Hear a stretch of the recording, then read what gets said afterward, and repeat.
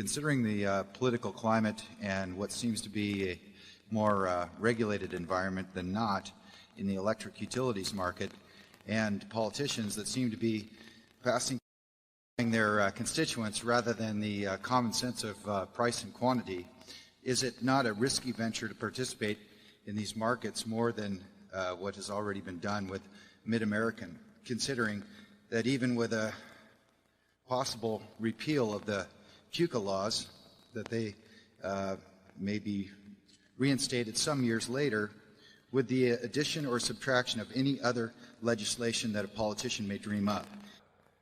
The production of electricity, of course, is an enormous business, and it's not going away. The thought that there might be something additional that we might do in that field is not at all inconceivable. It's a very fundamental business. Now, you are certainly right in that we have an unholy mess in California in terms of electricity. And again, it reflects, I would say, a fundamental flaw in the education system of the country, that as many smart people of all kinds, utility executives, governors, legislators, journalistic leaders, they had difficulty recognizing that the most important thing with a power system is to have a surplus of capacity. Is that a very difficult concept? You know, everybody understands that if you're building a bridge, you don't want a bridge that will handle exactly 20,000 pounds and no more. You want a bridge that will handle a lot more than the maximum likely load. And that margin of safety is just enormously important in bridge building. Well, a power system is a similar thing. Now, why do all these intelligent people, ignore the single most obvious and important factor and just screw it up to a fare thee well? So I'm giving you a response, which is, of course, another question. As my old professor used to say, let me know what your problem is, and I'll try and make it more difficult for you. You've got about three goals in terms of, from a societal standpoint, you've got perhaps three goals in what you would like your electric utility business to be. One is you would like it to be reasonably efficiently operated. Secondly, since it does tend to have, in many situations, monopoly characteristics, you would want something that produced a fair return, but not a great return for capital, but enough to attract capital. And then third, you'd want this margin of safety, this ample supply. Now, when you've got a long lead time to creation of supply, which is the nature of putting on generation capacity, you have to have a system that rewards people for fulfilling that obligation to have extra capacity around. A regulated system does that. If you give people a return on the capital employed, if they keep a little too much capital employed so that they have this margin of safety on generation, and they get paid for it, they stay ahead of the curve. They always have 15 or 20% more generating capacity than needed. And one of the disadvantages of that regulation and the monopoly nature is that it doesn't have the spur to efficiency. They try to build it in various ways, but it's difficult to have a spur to great efficiency if somebody can get a return on any capital they spend. So utility regulators have always been worried about somebody just building any damn thing and getting whatever the state allowed return is. But I would say that the problems that would arise from, say, a little bit of sloppy management are nothing compared to the problems that arise from inadequate generation.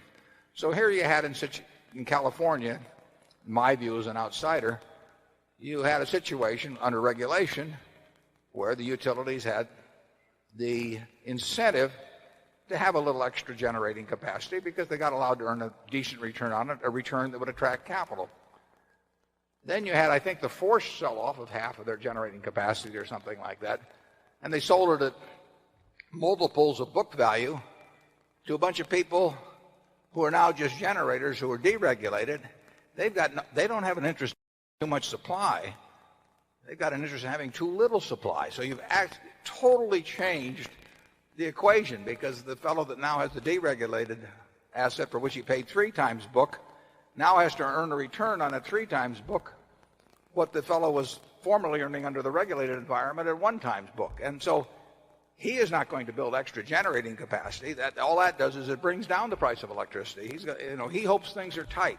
So you've created, in my view, a situation where the interests of the companies in the business have diverged in a significant way from the interests of society. And it just doesn't make any sense to me. And I really think that the old system was made more societal sense. Let people earn a good return, not a great return, but a return that attracts capital on an investment that has built into it the incentives to keep ahead of the game on capacity, because you can't fine-tune it that carefully, and you do have this long lead time. So you better have a system that encourages building extra capacity, because you don't know how much rainfall there will be in the Pacific Northwest, and therefore how much hydro will be available, and you don't know what natural gas prices will do, and therefore, whether it's advantageous for a gas-fired turbine to be operating. Charlie, what do you think on that? Of course, even the old system got in some troubles in that since everybody had the NIMBY